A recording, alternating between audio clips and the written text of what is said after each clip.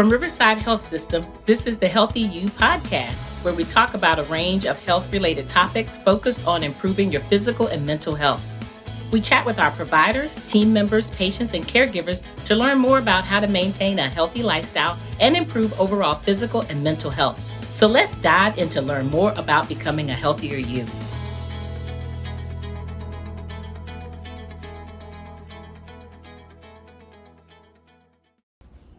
I am really excited to have Dr. Leesch, Neurointerventional Specialist with Riverside Neurovascular Specialists in the studio today. We're going to be talking about stroke prevention, signs and symptoms.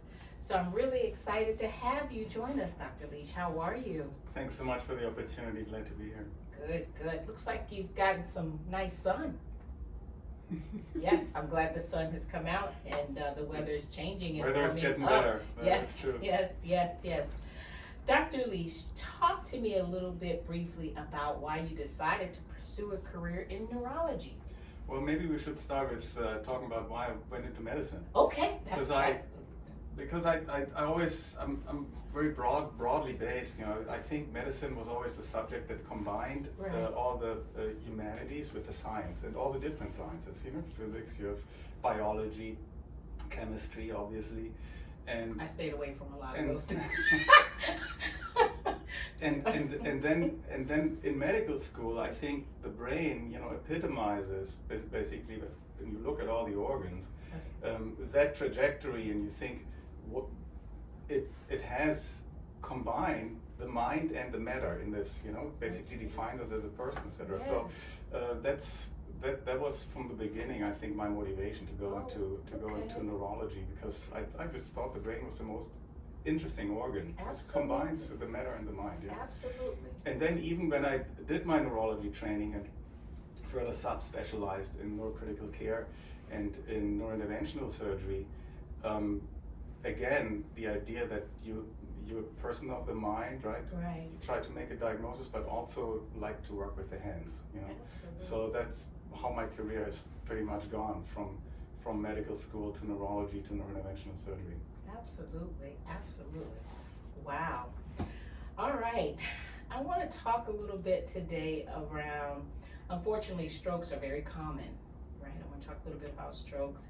Every year in the United States, more than 800,000 people have a stroke, and it is the 5th leading cause of death.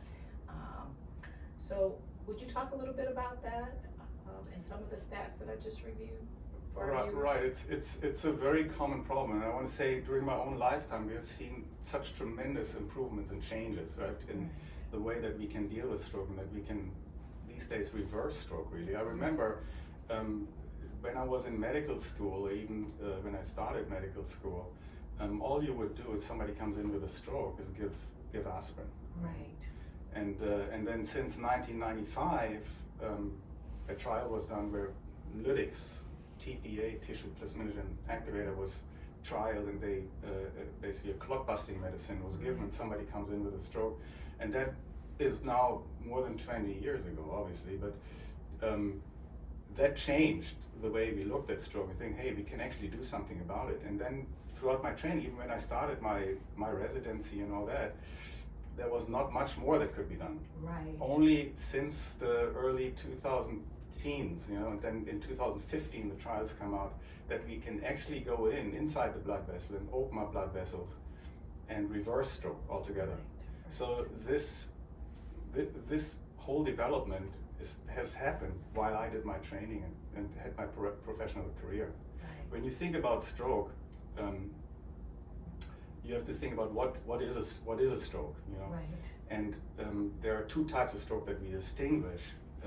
Generally speaking, you think about stroke most of the time, 80% of the time, we talk about a condition where a blood clot occludes a blood vessel in the brain. Okay. So the brain is starving from oxygen, like a plant needs water, the brain needs oxygen, needs blood flow.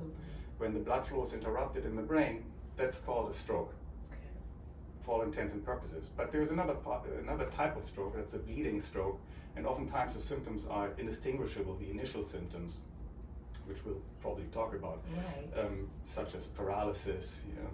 Right.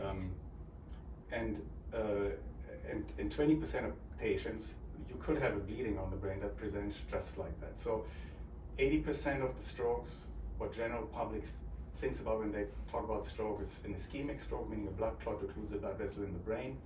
20% would be a ruptured blood vessel in the brain causing bleeding on the brain. I think what we are focusing on mainly today is the blood clots because they are more common. Right.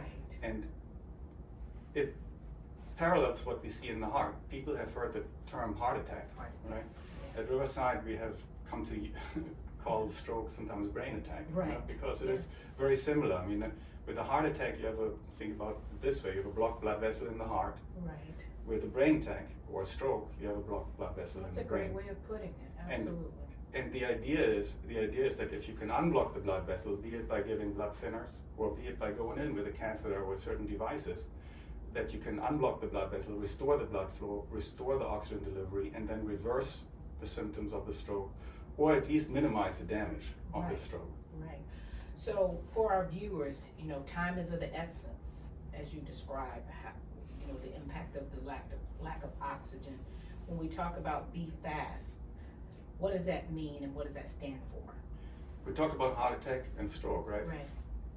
For heart attack, when a blood vessel is blocked in the heart, as I mentioned, the symptoms are very severe chest pain. These patients, they often tell us it feels like an elephant is sitting on their chest. Right. They will call 911 right away. There's no education required. Right. The pain is just so severe. They come to the hospital automatically. They will call 911. For a stroke, it's a little bit different. Oftentimes, these symptoms, stroke symptoms, occur without pain, without having a headache. Plus, the brain is not functioning right, so the patient doesn't even know what's going on. Right. If the left side of the brain is involved with the stroke, for example, the left side of the brain has a language. They might not be able to speak. They might not be able to understand.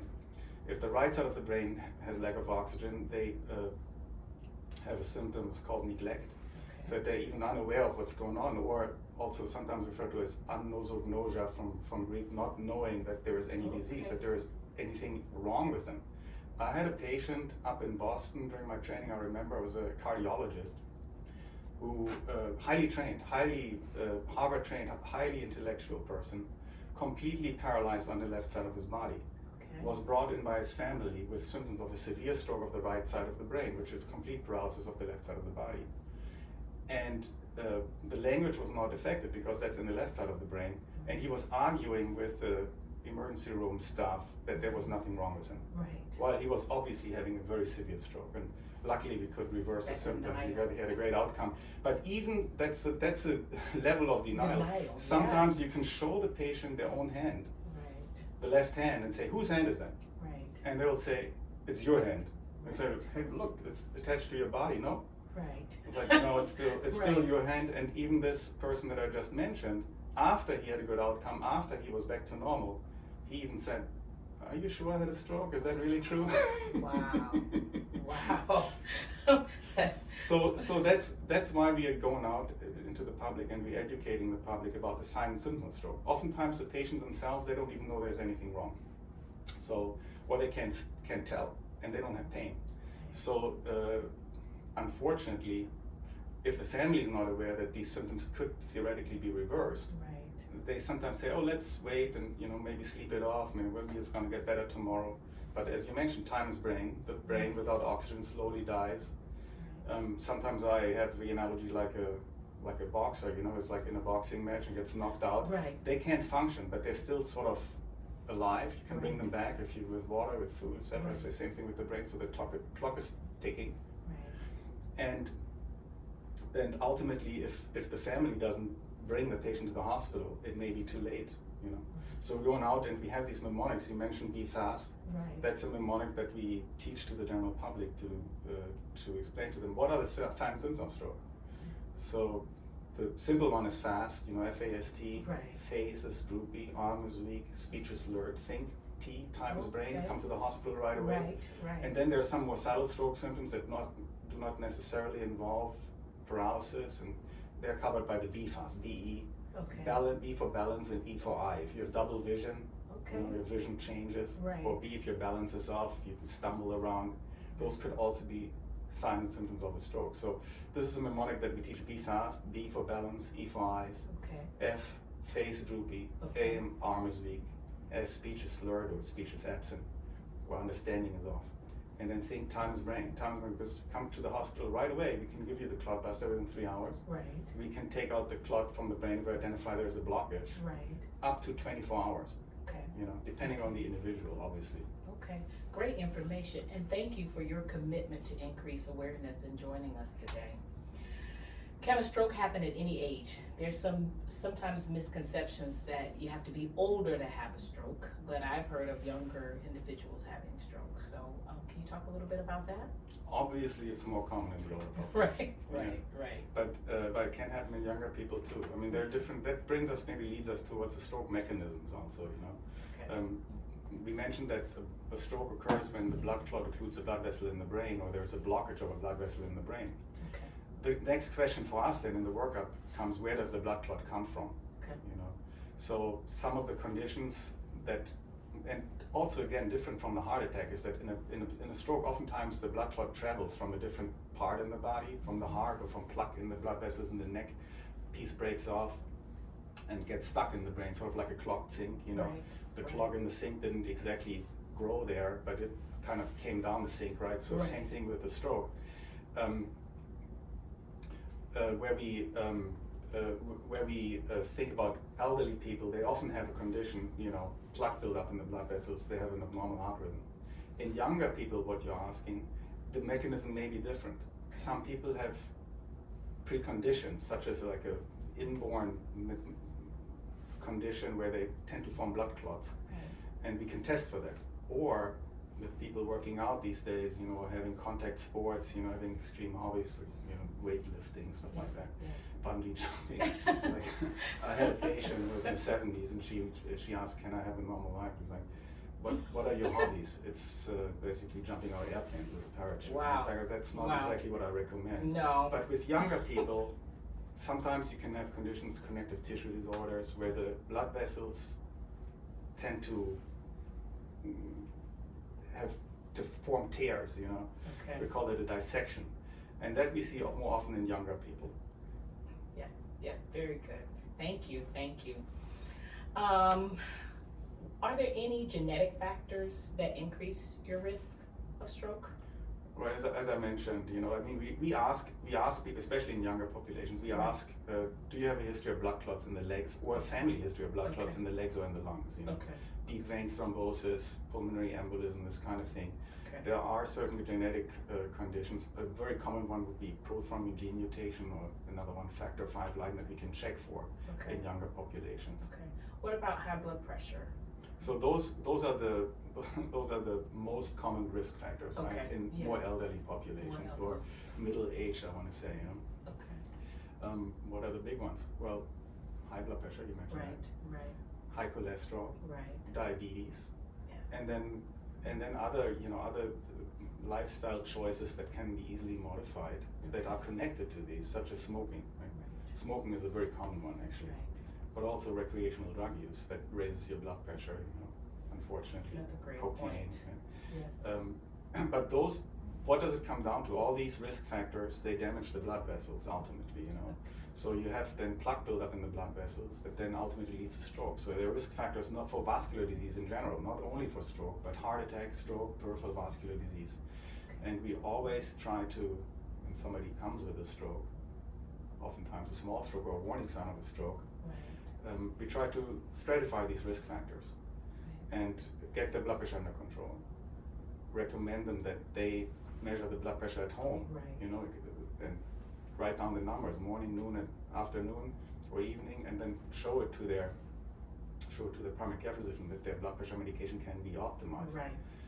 That accountability, right? And absolutely. tracking. Absolutely. So often people are not aware that there's things that they can do at home. You know? And then dietary choices, obviously. Eat a Mediterranean diet, not too much salt, or avoid too much fatty foods, you know, fruits and vegetables, that kind of stuff. Absolutely. And quit smoking. I mean, that's just honestly a big one. Yes. We really, really recommend that. And it's not always easy, but wow. we're giving advice. Yes. Just that's great information. I know for me and just family history and having friends who had family members who have been impacted by stroke, medication compliance can be such a huge issue just because I've heard people say I don't feel good when I'm taking my blood pressure medication, I don't have the energy level, and then some of the unfortunate side effects. Can you talk a little bit about that, or is that something that comes up? Compliance. Compliance. Yeah, I mean, we can give advice as much as we want if it's not being followed. Right. The impact is a stroke, right? If you don't do the things you need to do, right? Oftentimes it's a wake-up call, you know. Yes. We have these patients who come in with small strokes or even warning signs of a stroke. We call that a transient ischemic attack, TIA. Right. And obviously it's better when you have like a warning sign before the big one. Right. Because then you can take corrective action. Absolutely. And it's sort of like a wake-up call. Yes. Both for the patients and the family. It's oftentimes a team effort. We always encourage the family also to kind of remind their loved ones. Sometimes pill boxes will do the trick, Right. you know. Right. Encourage them. Encouragement is a big one. Right. Work out, eat healthy. Yes. Have your, see your primary care physician frequently. Yes. Honestly, and be forthcoming with your primary. Forthcoming. If you're struggling, so that adjustments can be made as opposed to you just not taking your medication. And in terms of lifestyle choices, you know, when we have close family members or spouse, Right. husband, you know, wife, oftentimes they share habits, bad habits too. That's you know? true. That's So true. so we'll say, hey, why don't you quit smoking together?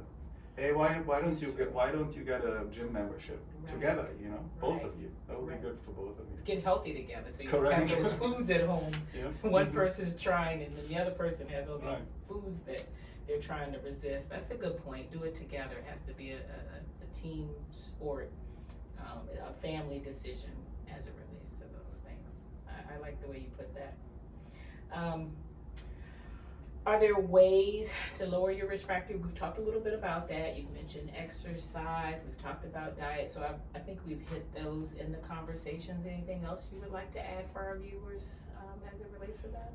Yeah, like you need a positive spirit, like a mindset, you know.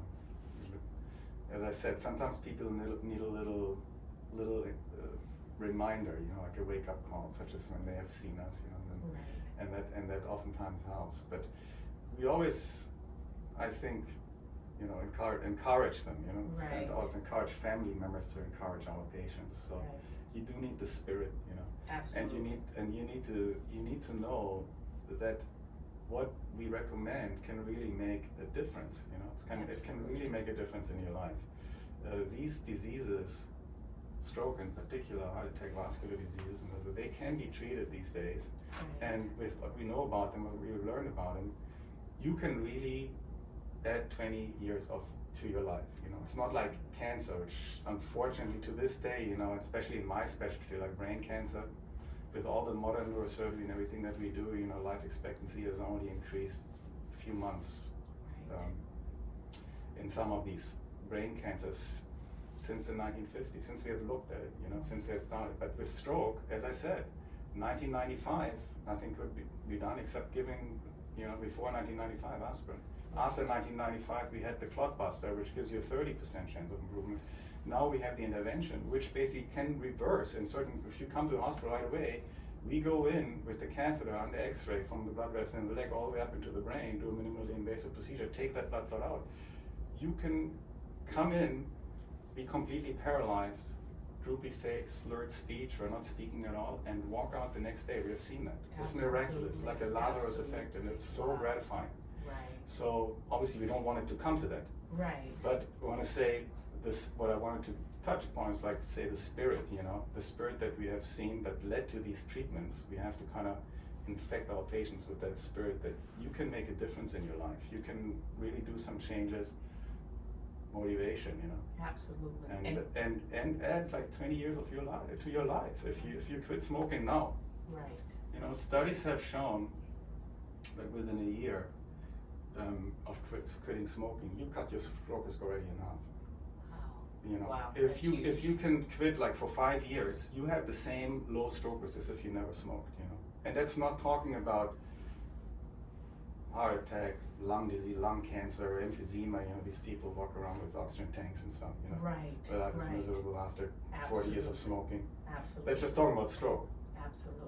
So that's a spirit we try to convey. Yeah, that's a good point. Do something about it while you can. Right. Right. Right. And so this podcast and you talking today and just helping to educate and increase awareness is going to truly make a difference. I like what you said. It's almost like you have to have the intention, right? If you're intentional about making the changes, you may not do it right all the time, but you just keep striving to do better. That's right. And eventually it'll become a habit, right? Mm-hmm. Right? Absolutely. So if someone is experiencing some of the symptoms we talked about, or may have a family member or a loved one, would you please tell them how they can contact you or someone within your group? Right. Well, the first thing is if you have any of the symptoms that we mentioned, be fast, right? Right, Balance, right, eyes, right. face, arm, speech. Think Right. times a bank, call 911. Absolutely. Call 911 right away. Okay. Go to Riverside because we are the hospital, that has the comprehensive stroke center capabilities. Not all hospitals here in this region have it. Absolutely. And we can make a difference. Absolutely. If you do have any of the symptoms, and then call our office. Okay. Call our office, and we'll put you in, if it's something chronic, if you have any Right. questions. Yes. Obviously, we treat a lot of conditions. We mentioned the hemorrhagic strokes. Yes. Just to briefly touch on it, Yes. so aneurysms. Yes. You have been diagnosed I was with going to ask about that. If you have an aneurysm, obviously if it's ruptured, you're in dire straits. You come to the hospital Right. if you make it to the hospital. But being on the brain is obviously Yes. very serious. But Yes. sometimes aneurysms these days get discovered by coincidence because many people get brain scans for whatever reason, headache. Right. And an aneurysm is like outpouching a bubble on a blood vessel in the brain. Think about like a corroded pipe. And we can treat that also from inside. We don't have to cut the head open anymore. We go from inside Yes. and we can treat it from inside. If you have any of these conditions, been diagnosed with it, or you want a second opinion, we're here for you. And just call our office, 534-5200. 534 5200. 5200, area code 757. 757.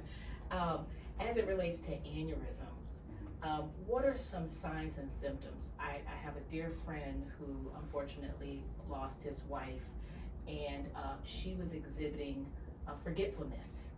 It was pretty sudden, and they didn't associate that, and had a history of high blood pressure and non-compliance. So what are some symptoms as it relates to aneurysms that our viewers need to be on the lookout for? Unfortunately, I want to say the majority of aneurysms in the brain are completely asymptomatic. Okay. So they incidentally discovered, or if they start to leak or rupture, Right. then you get a sudden severe headache. We call that sometimes a thunderclap headache, or the Okay. worst headache of your life. Okay. If that happens, it's a real medical emergency. These people are very sick, and a third of the people die on the spot. They don't even make it to the hospital. Another third doing better if the aneurysm doesn't explode. It's like think about you have a pipe breaking in your house, right? Right. It could be a total disaster, it could be just dripping, right? Right. And similar in the brain. So if the aneurysm ruptures altogether, the little blood vessel being the pipe, and you have a massive bleed on the head, then you have no chance. But if it just leaks, you get a severe headache, you come to the hospital, we fix your aneurysm.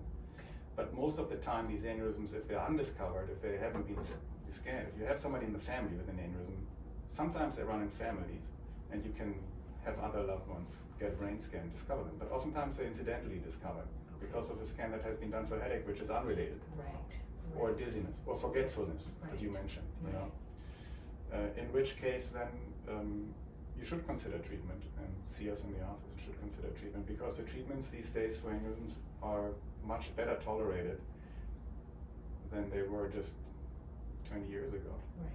Think about having your head shaved and cut the skull open. Yes, It's obviously yes. very, very traumatic. And now we Right. can treat them from inside the blood vessel, from the blood vessel in the leg, from the groin area, Okay. under X-ray. So it's more minimally invasive. The future of medicine. Yes, absolutely. All right. Well, Thank you so much for your time. You've been a delight. I've learned myself, and I know our viewers have gained from having you on today. So thank you for what you do each and every day and the difference you're making. You're welcome. Thank you so much for having me.